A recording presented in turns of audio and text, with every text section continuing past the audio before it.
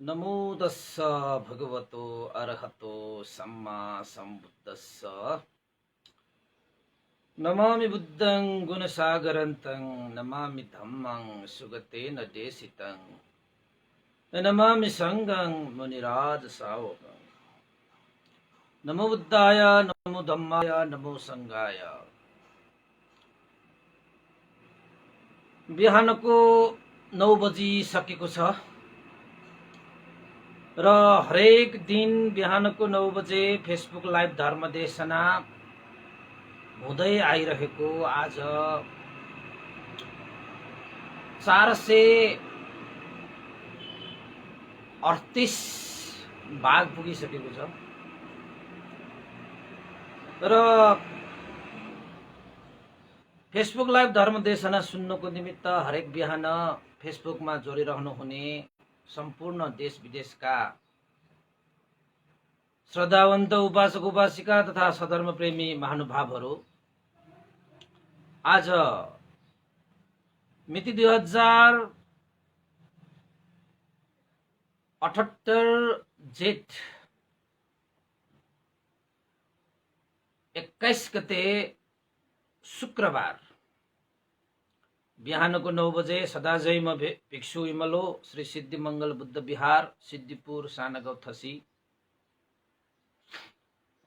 महालक्ष्मी नगरपालिका वडा नम्बर 6 बुद्ध मार्ग ललितपुरबाट सबैलाई मैत्रीपूर्ण न्यानो स्वागत टक्राउन चाहन्छु।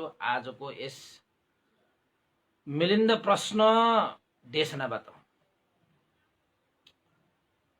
त उपासक उपासिका तथा सधर्म प्रेमी महानुभावहरू, हिजो हामीले देशना गर्ने क्रममा कालचक्रको विषयमा यानी कि भवचक्रको विषयमा हेतु प्रत्ययद्वारा हाम्रो भवचक्रहरू चलिरहेको हुन्छ। एकले अर्कोसँग सम्बन्ध राखेर, एकले अर्कोसँग निहित भएर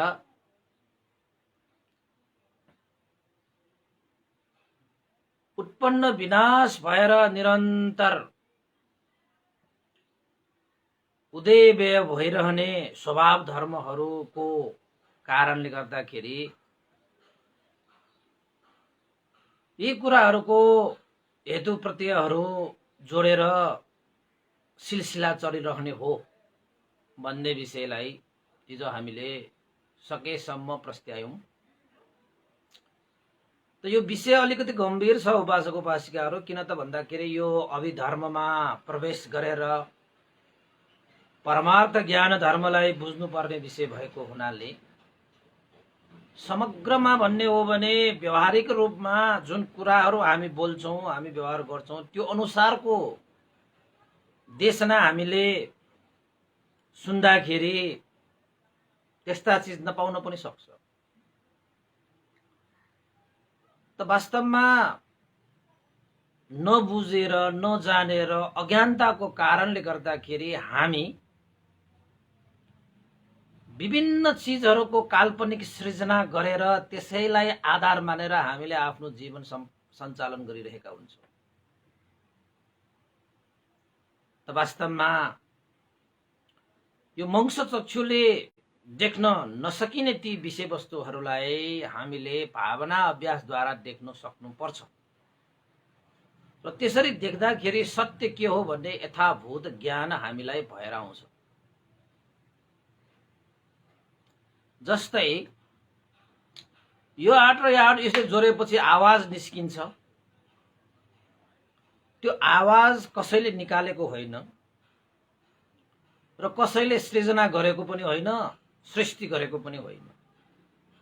त्यो त एउटा कारण कार्यको उपज हो। यो हात र यो हात ठोकिएपछि, टक्कर खाएपछि जुन प्रतिक्रिया हुन्छ, त्यो प्रतिक्रियाबाट यो आवाज उत्पन्न हुने स्वभाव धर्म हो। कसैले यो आवाज निकाल्नु पर्दैन र निकाल्नको लागि कुनै सृष्टि गर्नु पर्दैन। हैन। आँखा छ, कुनै रूप छ त हामीले देखिए, रूप मात्रै भएको भए पनि त्यहाँ दृश्य हुँदैन थियो, आँखा मात्रै भएको भए पनि दृश्य हुँदैन थियो। बाहिरी रूप र भित्री रूपको टक्कर भएपछि चक्षु विज्ञान भनेर एउटा चित्त उत्पन्न हुन्छ। चक्षु विज्ञान हो, चक्षुको कारणले उत्पन्न हुने एउटा चित्त हुन्छ। छुट्टै चिज हात जोड्दाखेरि आवाज निस्कियो भने जस्तो बाहिरी रूप र भित्री रूप त्यहाँ ठक्कर खाँदाखेरि चक्षु र रूपमा चाहिँ ठक्कर खायो भने चक्षु विज्ञान उत्पन्न हुन्छ, त्यो चित्त उत्पन्न हुन्छ के।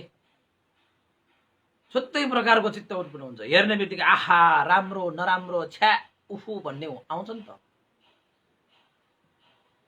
त्यो छ्या आहा भन्ने कहाँ थियो पहिला? कहीँ पनि थिएन।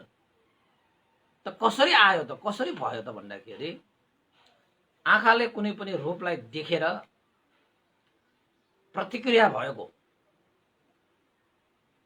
त्यो प्रतिक्रियाको उपजको रूपमा एउटा छुट्टै प्रकारको सृजना हुन्छ जसलाई चक्षु विज्ञान भनेर भनिन्छ।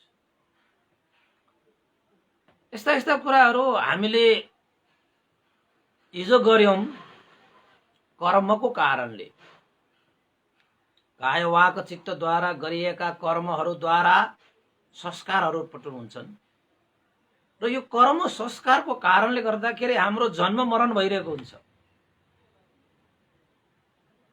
हैन। कर्म र संस्कारको मेलबाट, कर्म र संस्कार अगाडि बढाउने सिलसिलामा तपाईको जन्म हुन्छ। नाम रूप उत्पन्न हुन्छ, विनाश हुन्छ, नाम रूप उत्पन्न हुन्छ, विनाश हुन्छ। अब जन्म भएपछि जाति जरा व्याधि मरण दुःख यो सबै भएर आउँछ। यी कुराहरू चाहिँ उपासक उपासिकाहरू धेरै नै गम्भीर छन्, गम्भीर विषयहरू हुन्। त नागसेन भन्तेलाई अब मिलिन्द राजाले सोध्नुहुन्छ,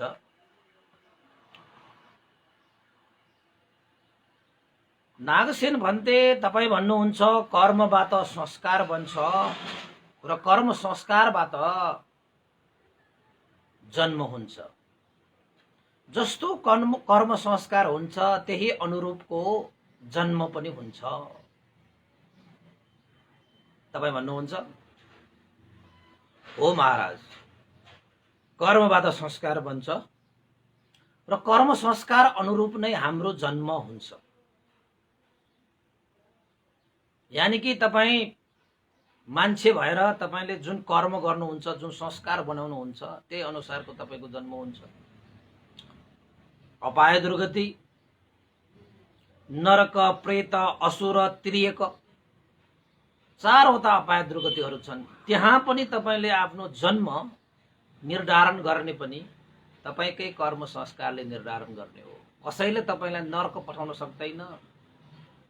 असुर प्रेत त्रियक, त्रियक भनेको पशुहरू, त्यस्तो योनिमा कसरी जन्म लिन जान्छ त भन्दाखेरि तपाईको कर्म संस्कारको उपज हो त्यो। अब कोही मान्छे मनुष्य भएर जन्मिए, हामी अहिले मनुष्य भएर जन्मिरहेका छौं हैन, त्यो पनि के हो त भन्दाखेरि हामीले गरी आएको कर्म संस्कारको आधारमा हामीले यो मनुष्य जुनि पाउने हो। मनुष्य त मनुष्य, त्यसमाथि महिला पुरुष धनी गरिब, यो पहाडमा हिमालमा तराईमा जंगलमा आदि इत्यादिमा जन्म लिने पनि हाम्रै कर्म संस्कार अनुसार जन्म लिने हो। पुड्के लम्बु हैन, मोटे पातली, कालो सेतो, अनुहार गोलो लाम्चो, अन्डो कानो लङ्गुरो, सारा चीजहरू जति पनि उत्पन्न हुन्छ मनुष्य भए तापनि मनुष्यमा पनि विविधता पाउँछ। कोही कालो हुन्छ, कोही सेतो हुन्छ, कोही अग्लो हुन्छ, कोही पुड्के हुन्छ। कोही मान्छे जन्मिने बित्तिकै धनी हुन्छ, कोही मान्छे जन्मिने बित्तिकै भिखारी हुन्छ हैन। ती सम्पूर्ण कुराहरू केमा आधारित हुन्छ त भन्दाखेरि त्यसरी चाहिँ मनुष्य भएर मनुष्य भन्ने योनिमा जन्मे तापनि त्यहाँनिर विविधता पाइयो नि। त्यो विविधता कसरी किन भएको त भन्दाखेरि तपाईले पहिला गरेर आउनु भएको कर्म संस्कार नै सबैको विविधता छ भने अहिले जन्म पनि त विविधता हुने भइहाल्यो। संसारमा तपाई हेर्नुहोस्, मेरो अनुहार जस्तो हुँदैन, कसैको पनि हुँदैन। त कहिले काहीँ यताउता यस्तै खाले जस्तो होला, तर अनुहार कसैको त्यही हुँदैन। मेरो अनुहार जस्तो चाहिँ हुन सक्ला यदा कदा, हैन, यो अरबौं मान्छेहरूको बीचमा एक दुईजना, त्यो पनि त्यस्तै त हुँदैन नि। हेर्दाखेरि त्यस्तै देखिने मात्रै हो। किन नभएको होला? यो अनुहार चाहिँ सबैको समान नभए, एउटै आमाको सन्तानहरूको अनुहार त एउटै भयो हुन्थ्यो नि भन्ने जस्तो होला, तर हुँदैन। त्यो पनि कसरी निर्धारण हुन्छ त भन्दाखेरि तपाईले गरिएका कर्म संस्कारको आधारमा त्यो रूप, त्यो बनावट, सारा त्यो भौगोलिक रूपमा परिस्थिति अनुसार, हैन, सबै चीज तपाईको कर्म संस्कारले निर्धारण गर्छ। त भनेपछि अब कसैले तपाईलाई सृष्टि गरेको भयो, कसैले तपाईलाई चाहिँ निर्माण गरेको भयो, भएन नि। तपाई निर्माण गर्ने नै भन्नुहुन्छ भने तपाईको कर्मले नै तपाईलाई निर्माण गर्यो नि त। कर्मले नै तपाईलाई चाहिँ कर्म संस्कारले नै तपाईलाई चाहिँ सृष्टि गर्यो नि त। त्यो कर्म कसको त भन्दाखेरि तपाईकै हो। त्यसैले तपाईको स्रष्टा तपाई नै हो, मेरो स्रष्टा मै हो। हेर्नुस् है, यो विषयलाई अलिकति बुझ्न चाहिँ गाह्रो छ उपासक उपासिकाहरू, तर बुझ्नु पर्ने विषय यही हो। फेरि उपासक उपासिकाले त मैले यस्तो गम्भीर गम्भीर कुराहरू त मैले सुनाएकै छैन। धेरै कुराहरू अब धम्ममा अलिअलि आउँछ, देशनाहरूमा। त मिलिन्द प्रश्न भनेको त तपाईको हरेक कुराहरू समावेश भएको विषय भयो।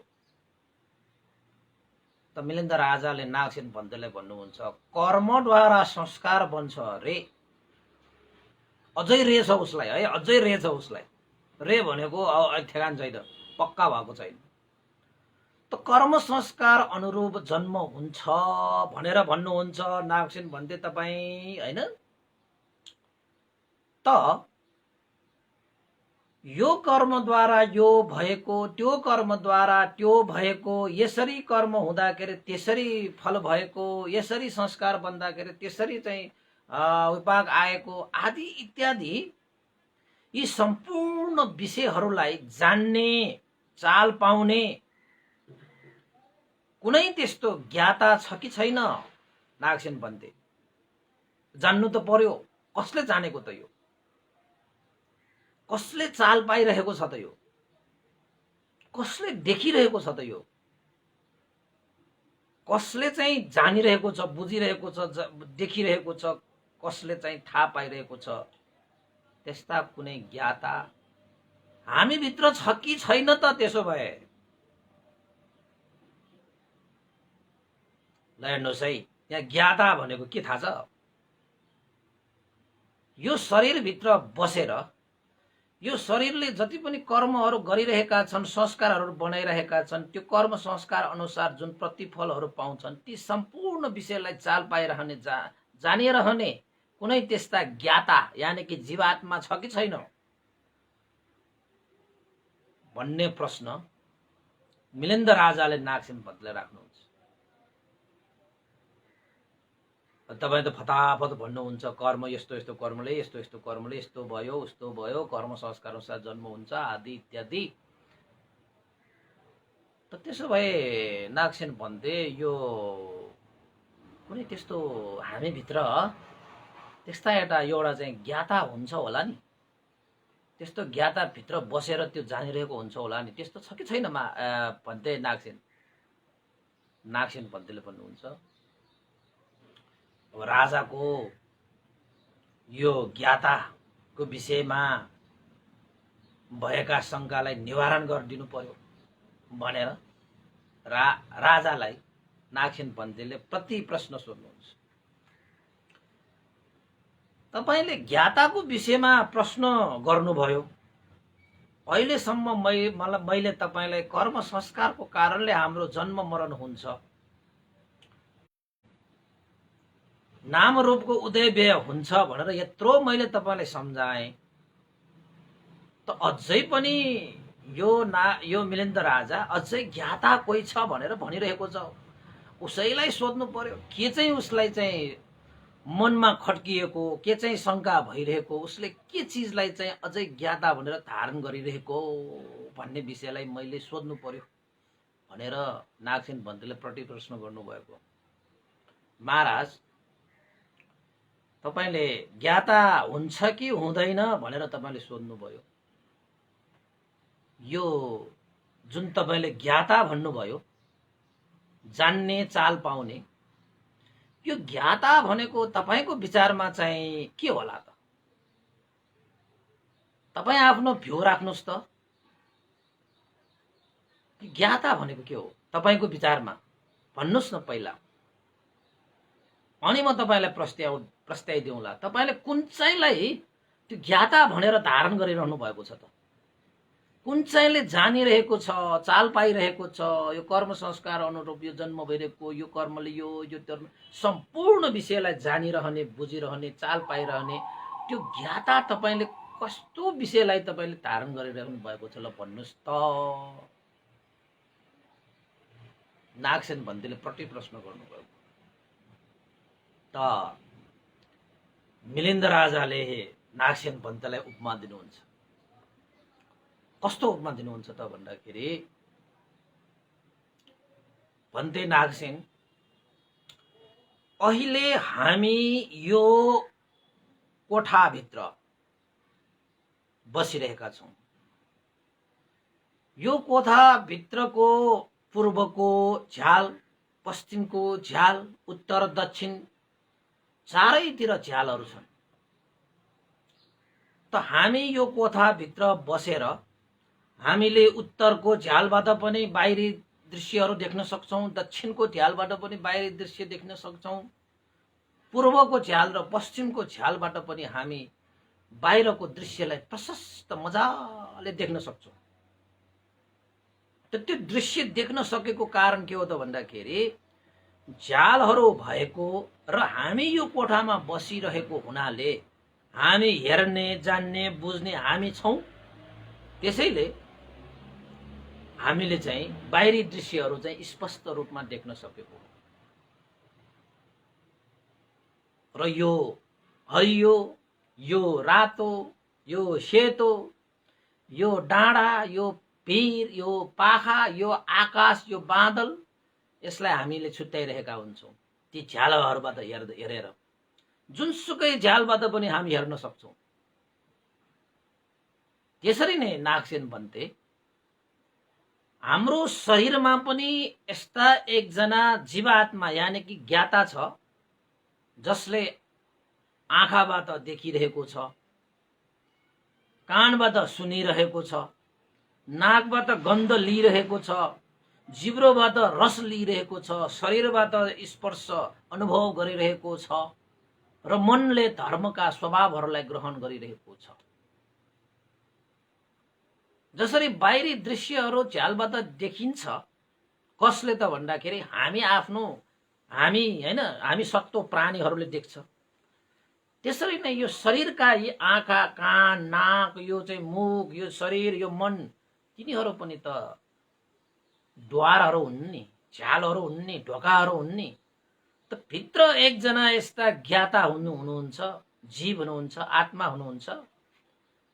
त्यसले नै सबै कानबाट सुनिरहेको हुन्छ, नाकबाट गन्ध लिइरहेको हुन्छ, आँखाबाट देखिरहेको हुन्छ। बस अब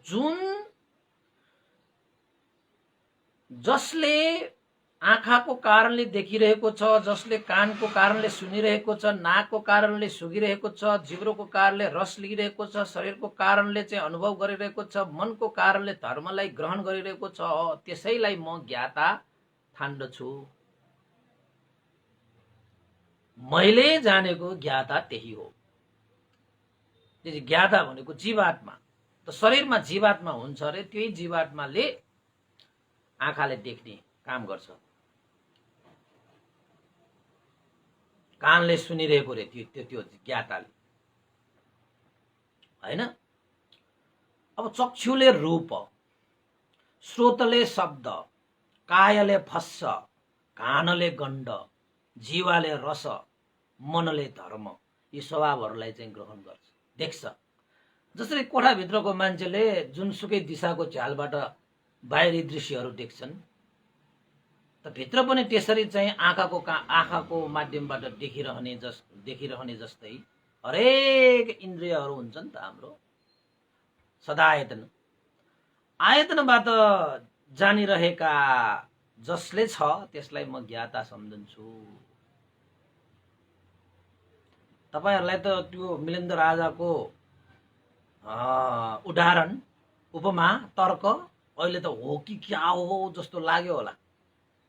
किन त भन्दाखेरि हामी पनि त अज्ञानी छ नि, अज्ञानीले अज्ञानता मात्रै देख्छ नि, ज्ञानी मान्छेले पो ज्ञानका कुराहरू देख्छ। त तपाईलाई त्यो कुरा सही जस्तो लागेन?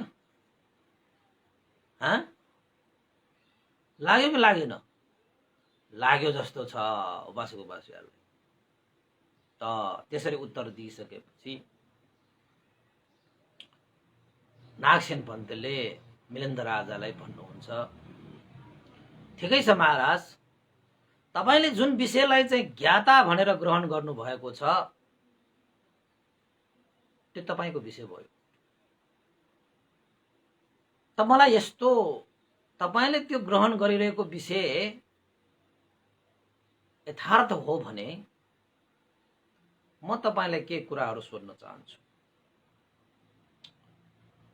जसरी तपाईकै उदाहरणमा म तपाईलाई के कुरा भन्छु महाराज, सुन्नुस्, राम्रोसँग सुन्नुस्। किन त भन्दाखेरि त्यहाँ मिथ्या दृष्टिलाई त्यहाँ च्यातेर फाल्नु थियो नि त। अहिले त त्यस्तै लागिरहेछ सबैलाई, मलाई थाहा छ, सबै त्यस्तै लागिरहेछ। तर वास्तवमा त्यो गलत, त्यो मिथ्या हो त्यो। नागसेन पन्तले के भन्नुहुन्छ, महाराज हामी यो कोठाभित्र छौं, तपाईले भन्नुभयो चारै दिशामा झ्यालहरू छन्, छै दिशामा झ्यालहरू छन् भन्नु, 10 दिशामा झ्यालहरू छ भन्नु। तपाईले चाहनु भयो भने एउटै झ्यालबाट मात्रै बाहिर देखिने होइन, तपाईले सबै झ्यालहरूबाट बाहिरी दृश्यहरू तपाईले देख्न सक्नुहुन्छ। पूर्व दिशाबाट हेर्न चाहनु भयो भने तपाईले पूर्व दिशाबाट पनि आकाशलाई देख्न सक्नुहुन्छ।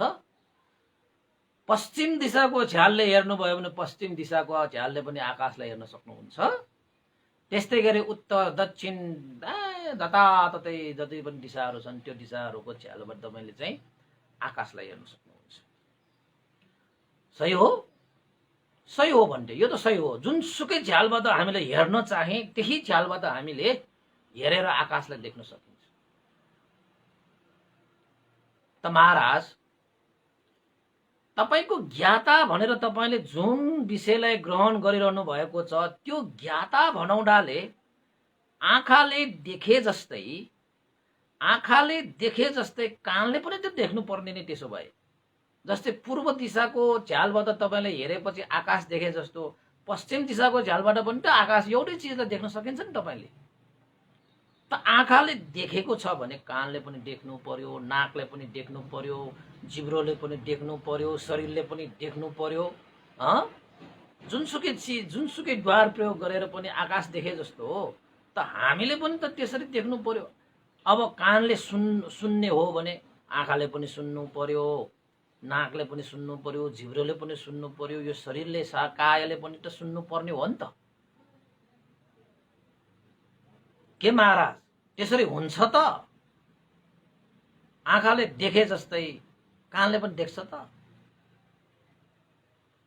भन्दाखेरि नागसेन पन्त मिलिन्द राजाले के भन्नुहुन्छ भन्थे, त्यो त कसरी हुन्छ? उसले आँखाले मात्रै देख्छ, कानले सुन्छ, नाकले सुक्छ मात्रै। एउटाको काम उसले अर्कोले गर्नै सक्दैन। त त महाराज त्यसो भए तपाईले माथि भन्नु भएको कुरा र अहिलेको कुरा त मेल खाएन नि त। त्यसो भए तपाईले अघि नै भन्नु भएको होइन, कोठामा बसिरहेको मान्छेले पूर्वको दिशाको झ्यालबाट पनि बाहिरी आकाश देख्न सकिन्छ, पश्चिमी दिशाको झ्यालबाट पनि बाहिरी आकाश देख्न सकिन्छ। त तपाईले आँखाबाट कुनै दृश्य देख्न सके जस्तै कानले चाहिँ किन देख्न नसकेको त? त्यसो त्यस्तै हेर्ने मान्छे छ भने, जान्ने मान्छे, जान्ने जीव आत्मा छ भने जुनसुकै द्वार प्रयोग गरेर पनि उसले त हेर्नुपर्ने हो नि, देख्नुपर्ने हो नि आकाशलाई त। तर देखेन नि। मिलेन्द्र राजा, तपाईको पहिलाको र अहिलेको दोस्रोको विषयको त्यो तर्क त फरक भयो नि त। त्यसो भए यदि तपाईको पहिलाको तर्क सही हो भने यो दोस्रोको मैले भनेको तर्कमा पनि कानले पनि देख्नु पर्थ्यो, नाकले पनि देख्नु पर्थ्यो, मुखले पनि देख्नु पर्थ्यो नि त। यदि तपाईले यो कुरा त्यो कसरी हुन्छ भन्थे, आँखाले देख्छ मात्रै, कानले सुन्छ मात्रै, कहाँ आँखाले देखे जस्तै कुनै जीवात्माले कानले कहाँ सुन्न सक्छ भन्नु हो भने पहिलाको उपमा तपाईको मेल खाएन। फेरि त महाराज मलाई यसो भन्नुहोस्, एउटा मान्छेले जुनसुकै झ्यालबाट आकाश देखे जस्तै हाम्रो शरीरका यी द्वारहरूबाट पनि यदि जीवात्मा छ भने उसले चाहे जस्तो जे पनि आँखाले देखे जस्तो जे पनि देख्नु पर्ने थियो हैन? चारै दिशाको झ्यालबाट आकाशलाई ग्रहण गरे जस्तै यी सम्पूर्ण इन्द्रियहरूलाई पनि प्रयोग गरेर उसले त चाहेको अनुसार गर्नुपर्ने होइन र? तर त्यसो त हुँदैन। त यसो हेर्दाखेरि वीरेन्द्र राजा, तपाईको कुरा सुन्दाखेरि त जुन तपाईले ग्रहण गर्नुभएको ज्ञाता हैन वा यागी जीव आत्मा जो छ, जीवात्माको बसमा इन्द्रियहरू होइन कि इन्द्रियको बसमा जीवात्मा हुने भयो नि त। त्यसो भए आँखा भएन भने त त्यो जीवात्मालाई देख्नै नसक्ने रहेछ त।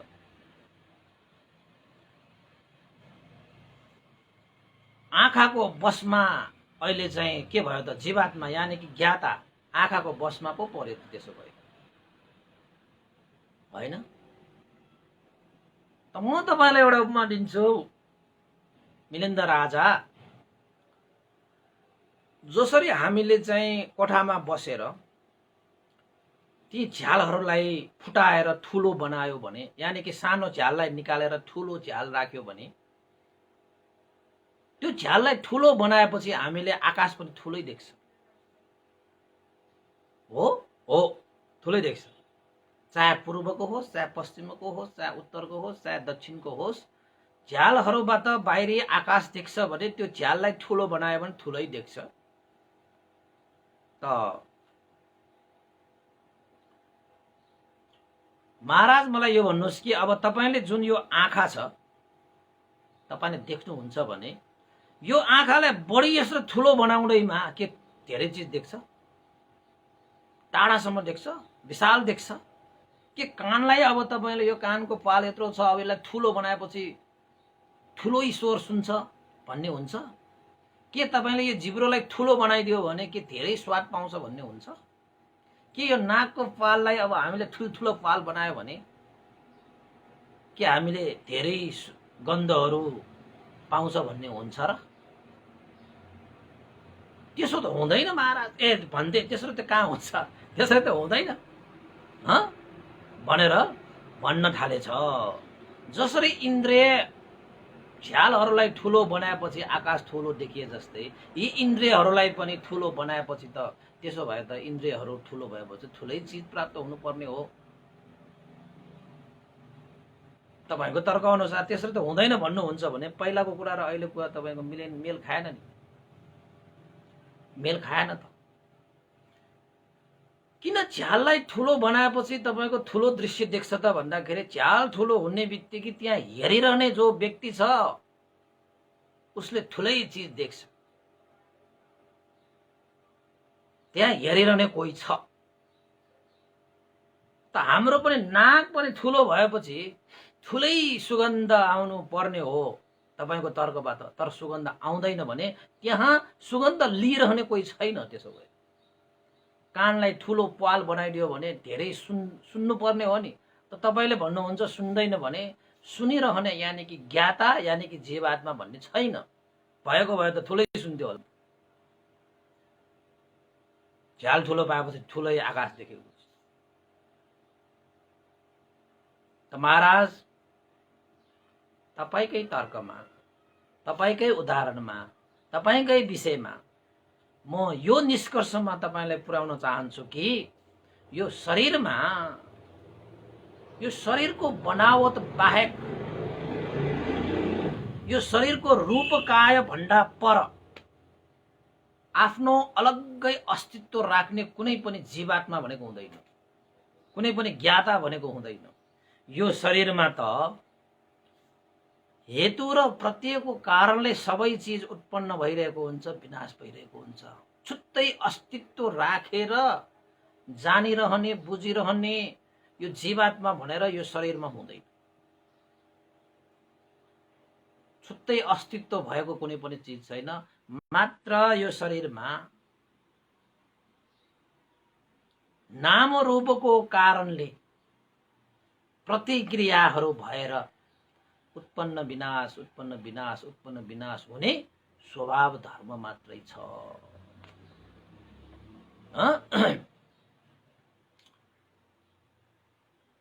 महाराज म तपाईलाई एउटा छुट्टै एउटा चाहिँ उदाहरण दिन्छु, तपाई सुन्दै जानुस् है भनेर वीरेन्द्र राजा पनि के हो मेरो शरीरबाट यो नागसेन भन्दै त जीवात्मा निकाल्दैछ बाबा, के भन्दैछ यो पण्डितले। जीवात्मा त शरीरभित्र हुन्छ भन्दानेको त उसले निकाल्दैछ है, जीवात्मा निकाल्दैछ। छुट्टै अस्तित्व भएको यो शरीरभित्र के पनि हुँदैन। काटेर हेर्नुस् न तपाई, हैन? यहाँ त प्रतिक्रिया मात्रै हुने हो, हेतु प्रत्ययद्वारा प्रतिक्रिया। यसो हुँदाखेरि आवाज निक्ले जस्तो यो शरीरमा पनि बाहिरी रूप भित्री रूपको ठक्करले तपाईको विज्ञान उत्पन्न हुन्छ, नाम उत्पन्न हुन्छ, यानि कि चित्त उत्पन्न हुन्छ। त्यति मात्रै हो। त चित्त कहाँ छ त भन्नाले कहाँ पनि छैन फेरि। त्यसो भए चित्त भनेको छँदै छैन त भन्दाखेरि छ पनि फेरि। आवाज आयो, यो आवाज कहाँ थियो त अघि? अहिले उत्पन्न भएको आवाज कहाँ थियो त भन्दा कहाँ थियो? छैन त। यो आवाज भनेको त प्रतिक्रियाको उपज हो। प्रतिक्रिया भएपछि ठक्कर भएपछि जोडेपछि हैन, जुडेपछि निस्किने एउटा स्वभाव हो। त हाम्रो यो शरीरमा पनि यो चित्त भनेको चिज पनि त्यो प्रतिक्रियाको एउटा स्वभाव धर्म हो, जसरी पनि निस्किन सकिन्छ। जीवन पनि त्यस्तै हो। तपाईको कर्म संस्कारबाट उत्पन्न हुने प्रक्रिया हो त्यो। त नागसेन भन्देले फेरि एउटा उपमा दिनुहुन्छ। तपाईहरु राम्रोसँग सुन्नुस् है, यो धेरै राम्रोसँग सुन्नुपर्छ। नजिकै त्यो मिलिन्द राजाको एउटा डिन्न भन्ने एउटा सल्लाहकार पनि थियो कि, नजिकै काम गर्ने कर्मचारी भनौं न, राजाको चिने जानेको एउटा कर्मचारी थियो। र नागसेन भन्दै यसो हेरे, महाराज तपाई यो दिन्न भन्ने तपाईको जुन सल्लाहकार छ यानी कर्मचारी छ, राजकर्मचारी, के त्यो दिन्न भन्ने तपाईको सल्लाहकार कर्मचारी ढोक्कैमा उभिन गयो भने, अलिकति टाढा छ ढोका हैन, त्यहाँ ढोक्कैमा उभिन गयो भने के तपाई त्यसलाई चिन्नुहुन्छ भनेर सोध्नुहुन्छ। अनि वीरेन्द्र राजाले के भन्छ, अब दिन्न भन्ने मेरो कर्मचारी हो, मेरो सल्लाहकार हो। अब उता त्यो हैन कोठामा नभए पनि त्यो कोठाको ढोकामा बाहिर गएर बसे पनि म त उसलाई छायाबाट चिन्छु। मजाले चिन्छु म। त्यो टाढा गएर हुन्छ र यो दिन्न भन्ने सल्लाहकार हो कर्मचारी हो भनेर म मजाले चिनिहाल्छु नि महाराज। भन्थे किन नचिन्ने, मैले चिन्छु। ठिकै छ, तपाईँले चिन्नु भएको राम्रै हो, चिन्नु पनि पर्छ। किन त भन्दाखेरि तपाईँले त्यो दिन्न भन्ने मान्छे तपाईँको त्यो ढोकामा बसिरहेको तपाईँको आँखाले हेरेको र तपाईँले आँखाले हेरेर त्यहाँको दिन्न भन्नेलाई देखेर तपाईँको चक्षु विज्ञान उत्पन्न भयो। चक्षु विज्ञानको कारणले मनोविज्ञान उत्पन्न भयो, तपाईँले चिन्नुभयो। त मलाई यो भन्नुहोस् महाराज, त्यही दिन्न भन्ने कर्मचारी सल्लाहकार तपाईँको कर्मचारी ढोकामा उभिँदाखेरि तपाईँले जति चिन्नु भएको छ, के अब त्यो दिन्न भन्ने त्यो सल्लाहकार कोठाभित्रै आयो भने तपाईँले चिन्नुहुन्छ कि हुन्न त? त्यसो भए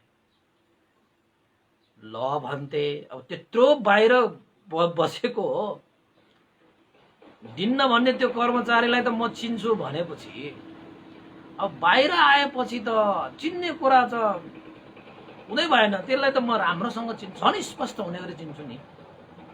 किन त भन्दाखेरि टाढै हुँदाखेरि त मैले चिन्छु भनेपछि अब नजिक हुँदाखेरि चिन्दैन, भित्र आएपछि चिन्दैन भन्थे तपाईँ पनि सोध्नुहुन्छ मलाई भनेर भन्छ। ठिकै छ महाराज, तपाईँको विचार तपाईँसँग राख्नुहोस्। तपाईँको कर्मचारी सल्लाहकार दिन्न भन्ने ढोका बाहिर बस्दाखेरि पनि तपाईँले राम्रोसँग चिन्नुभयो। अब ढोकाभन्दा भित्र कोठामा आएपछि झनै स्पष्टसँग चिन्नुभयो। बास हो म चिन्छु, मैले उसलाई चिनेको हो नि। मैले चिनेको भएर त अब कसरी फरक हुन्छ र? म भित्र आएपछि त झन् मजाले चिन्छु नि, चिन्ने जो म छु भनेर भने र छुट्टै अस्तित्व भयो नि त त्यहाँ। नागसेन बन्देले के भन्नुहुन्छ? त्यसो भए तपाईँकै तर्क अनुसार म तपाईँलाई के कुरा बताउँछु त महाराज। तपाईँले केही चिज खानुहुन्छ, जिब्रोमा राख्ने बित्तिकै तपाईँलाई थाहा हुन्छ कि यो पिरो हो, यो अमिलो हो, यो नुनिलो हो, यो गुलिलो हो थाहा भइहाल्छ नि त। जिब्रोले सुने बित्तिकै थाहा हुन्छ मलाई यो चिल्लो हो कि पिरो हो कि तातो के भन्छ हैन, गुलियो हो कि। फेरि तपाईँहरूको मुखमा ठुकाउला फेरि। त्यसो भन्यो भने त यो काकतीहरू कुरा आयो भने ठुकाउँछ नि तपाईँहरूको, हैन? राग चरित्र भयो भने त्यस्तो हुन्छ। अनि त्यसपछि बास सही हो। नागसेन भन्देले के भन्नु? त्यसो भए तपाईँले त्यो स्वाद लिइसकेपछि त्यो चिजलाई खाएपछि कहाँ जान्छ भने? त्यो खाएपछि त पेटभित्र जान्छ नि त भने। के त महाराज, अब तपाईँले जिब्रोमा राखेर छुने बित्तिकै अमिलो, पिरो, गुलियो, नुनिलो भनेर थाहा पाएको त्यो खाद्यान्न चिज वस्तुलाई तपाईँलाई भित्र पेटमा निल्नु भइसकेपछि अब तपाईँलाई थाहा छ, पेटभित्र गइसकेपछि त्यो खाना नुनिलो छ कि पिरो छ कि अमिलो छ कि मिठो छ कि टर्रो छ कि तपाईँलाई थाहा हुन्छ। त्यो त कसरी थाहा हुन्छ भन्दै भित्र गएपछि त त्यसको स्वादै थाहै हुँदैन नि। अब के हो त्यहाँ जिब्रोमा भएसम्म मात्रै स्वाद हुन्छ, त्यहाँबाट त थाहै हुँदैन। तपाईँकै तर्क अनुसार त तपाईँले जिब्रोमा जुन चाहिँ पिरो, अमिलो, नुनिलो थाहा पाए जस्तो, अब बाहिर हुँदाखेरि त तपाईँले पिरो, अमिलो, नमिलो भनेर थाहा पाउने मान्छेले भित्र पेटमा गएपछि चाहिँ झन् स्पष्ट थाहा पाउनु पर्ने होइन र? जसरी तपाईँको दिन्न भन्ने जुन चाहिँ उपासक छ, सल्लाहकार छ, कर्मचारी छ, बाहिर बस्दाखेरि तपाईँले चिनेको हो भने भित्र आउँदाखेरि त मैले झनै प्रष्टसँग चिन्छु भन्नुहुन्छ भने अब जिब्रोले बाहिर नै तपाईँले चाहिँ स्वाद लिनु भएको छ भने भित्र तपाईँले निल हुँदाखेरि त झनै स्पष्ट हुने गरी अमिलो, पिरो, नुनिलो भनेर थाहा पाउनु पर्ने होइन र? कहाँ थाहा पाउँछ भन्थे त्यसरी थाहा पाउँदैन भनेपछि नागसेन भन्तेले के भन्नुभयो त भन्दाखेरि, त्यसो भए महाराज तपाईँले पहिला दिनुभएको उपमा र अहिले दिनुभएको तपाईँकै आफ्नै कुरा आफैले काटिरहनु भएको छ नि। यदि हाम्रो शरीरमा कुनै त्यस्तो ज्ञाता छ भने, जानिरहने बुझिरहने जीवात्मा थियो भने, जुन उसले जिब्रोले स्वाद लिए जस्तै निल्दाखेरि पेटमा भित्र पस्दाखेरि त त्यो बुझ्ने त्यो जीव त्यो आत्माले त झनै स्वाद थाहा पाउनु पर्ने हो नि त, तर थाहा पाउँदैन।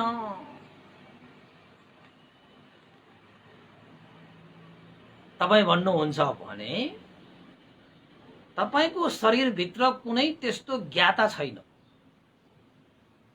कुनै जीव छैन, कुनै आत्मा छैन, कसैले जानिरहेको बुझिरहेको भन्ने हुँदैन। त्यसो भए महाराज अब तपाईले मान्नुपर्छ है, अब तपाईले मान्नुपर्छ। केही कुरा त महाराज तपाईले जानिसक्नु भएको छ, बुझिसक्नु भएको छ। किन त भन्दाखेरि हाम्रो यो शरीरमा भनेको कुनै त्यस्तो जान्ने जीव, यो आत्मा भनेर छुट्टै अस्तित्व भएको कुनै पनि चिज हुँदैन। यो त हाम्रो स्वभाव धर्महरू मात्रै हुन्छन्। जिब्रोले मात्रै स्वाद लिन्छ, अरू कसैले पनि स्वाद लिन सक्दैन। आँखाले मात्रै देख्छ, अरू केले पनि देख्न सक्दैन। कानले मात्रै सुन्छ, कान भएन भने त्यसले के पनि सुन्दैन। आँखा जतिसुकै बलियो भयो भने त्यसले सुन्ने काम गर्दैन। र आँखाले देख्नको निमित्त पनि यो भित्री रूप र बाहिरी रूपको टक्कर हुनुपर्छ, ठक्किनुपर्छ, अनि मात्रै त्यहाँ चक्षु विज्ञान उत्पन्न हुन्छ, अनि मात्र देख्ने काम हुन्छ। अनि देखेपछि यो हो त्यो हो यस्तो उस्तो भनेर अनि मनोविज्ञान उत्पन्न हुन्छ। त कहाँनिर कुनै छुट्टै अस्तित्वले जानिरहेको हुन्छ, कहाँनिर छुट्टै अस्तित्वले चाहिँ देखिरहेको हुन्छ त? यो त प्रक्रिया मात्रै हो महाराज। तपाईले अहिले त अलिकति यो जीवात्माको विषयमा अलिकति बुझ्नुभयो होला है, हैन भनेर यो मिनेन्द्र राजाले नागसेन पन्थीले उपमान दिए। अब नागसेन पन्थीले अलिकति जुन त्यो जीवात्मा ज्ञाताको एउटा मिथ्या दृष्टि हो, त्यो चाहिँ अलिकति खुल्दैछ कि खुल्दैछ। तपाईहरु पनि अलि खुल्यो होला नि त। अझै स्पष्ट पार्नको निमित्त नागसेन पन्थीले उपमा दिनुभएको छ। महाराज एउटा मान्छेलाई आँखा पनि बन्द गरेर मुख पनि बन्द गरेर कुनै एउटा महको भाँडोमा चुर्लुम्म डुबाएर हामीले चुर्लुम्म डुबाएर उसलाई निकाल्यो भने त्यो मान्छेलाई म केमा डुबेको छु भन्ने त्यो मान्छेलाई थाहा हुन्छ कि हुँदैन? आँखा पनि बन्द छ, मुख पनि बन्द छ। त्यो मान्छेलाई थाहा नदिकन त्यसलाई आँखा बन्द गरेर मुख बनेर चाहिँ महमा डुबाएर निकाल्यो। आँखा पनि उसको बन्दै छ, मुख पनि उसको बन्दै छ। त उसलाई सोध्यो तिमीलाई केमा डुबाएको थाहा छ भनेर सोध्यो भने उसले भन्न सकिएला? राजाले भन्छ कसरी भन्न सक्छ? न आँखाले देखेको छ, न मुखले उसले स्वाद लिन पाएको छ। देख्ने त कुरै भएन। त उसले किन भन्न नसकेको होला त महाराज? किन त भन्दाखेरि अब स्वाद लिने जिब्रोले महलाई उसले छोएको हुँदैन, देख्ने आँखाले उसले देख्न पाएको छैन भनेपछि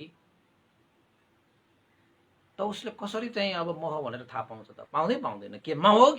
नालमा हो कि ढलमा हो कि पानीमा हो कि केमा हो? तेलमा हो कि?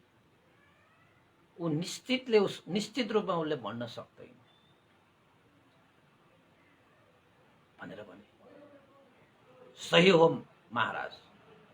किन उसले भन्न नसकेको त भन्दाखेरि जुन इन्द्रियले जुन विषयलाई ग्रहण गर्ने हो त्यसैलाई बन्द गरिसकेपछि अरु यो कानहरू, नाकहरू, यो शरीरहरूले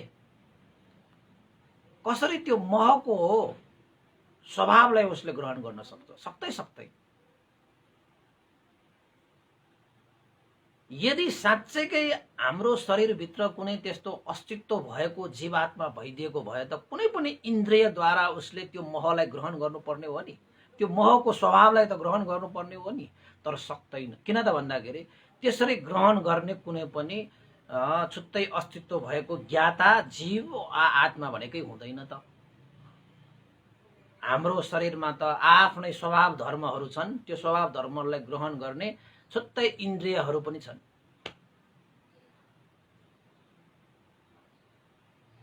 त आँखाले देख्ने मात्रै काम गर्छ, मुखले जिब्रोले रस मात्रै लिने काम गर्छ, नाकले गन्ध मात्रै गर्छ, कानले शब्द मात्रै गर्छ, शरीरले स्पर्श मात्रै गर्छ।